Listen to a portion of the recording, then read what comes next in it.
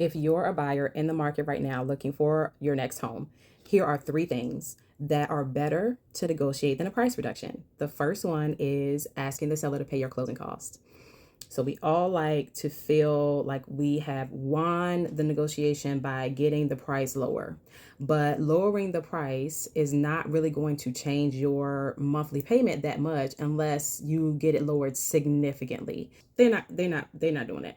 But you start asking for things like closing costs.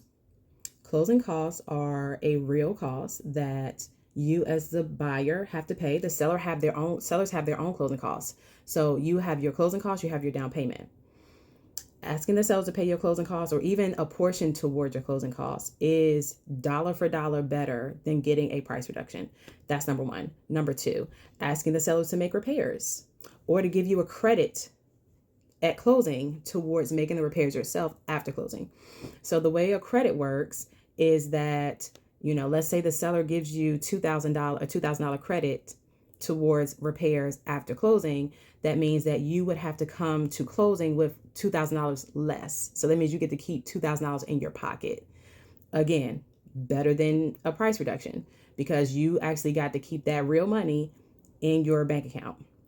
The third one will be negotiating other things, like sometimes if it's in an HOA, maybe you could ask the seller to prepay 6 months or a year of HOA dues.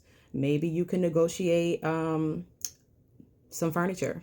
Maybe you can negotiate that special light fixture that they weren't going to leave, or that refrigerator that is super duper fancy that is going to cost you $3,000 at Best Buy.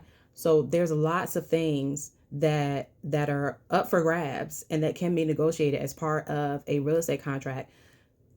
Reducing the price is like the lowest on the totem pole. Like that's the easiest thing, and it does not give you the best bang for your buck. So think about some of the other ones. Hope to see you in the market.